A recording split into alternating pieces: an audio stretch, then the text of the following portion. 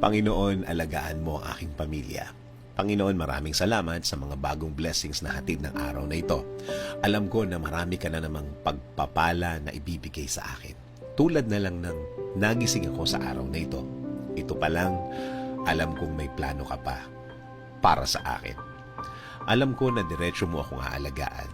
Tuloy-tuloy mo akong bibigyan ng direksyon at ilalayo mo ako sa mga masasamang pangyayari at masasamang mga tao. At alam ko, Lord, na lahat ng plano mo, lahat ng bagay na gusto mong gawin sa buhay ko, ikakaganda ng aking buhay, ikaka-level up ng aking araw-araw.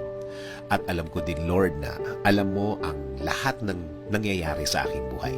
Alam ko din na bahagi ng blessings mo sa akin ay ang pag-aalaga mo sa akin, na gawin akong safe saan man ako magpunta at saan man ako andon.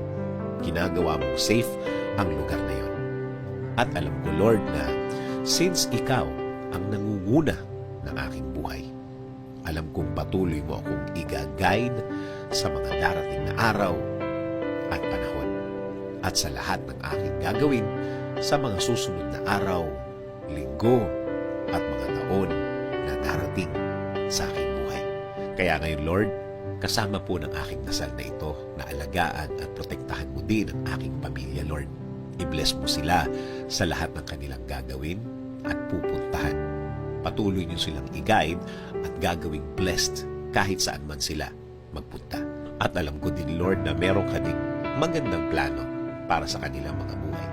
Alam kong i-guide mo din sila sa araw na ito at patuloy mo silang babantayan sa lahat ng pagkakataon ng kanilang buhay.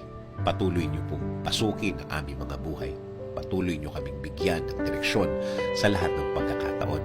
Ilagay niyo po sa aming mga buhay ang mga tamang opportunity sa aming mga daan. Bigyan niyo din po kami ng guidance sa lahat ng aming gagawin sa araw na ito at sa mga susunod. Mga gagawin na nakaayon sa inyong plano, Lord, para maging pleasing po sa inyo ang aming buhay. Gawin niyo rin pong ligtas ang mga biyahe na gagawin namin sa araw na ito. Ilayo niyo po kami sa mga masasamang pangyayari na pwede naming ikapahamak. Ilayo niyo rin po kami sa mga taong gumagawa at nagpaplano palagi ng masama sa kanilang mga kapwa. Huwag niyo pong hayaan na matupad ang masamang nasa isip nila.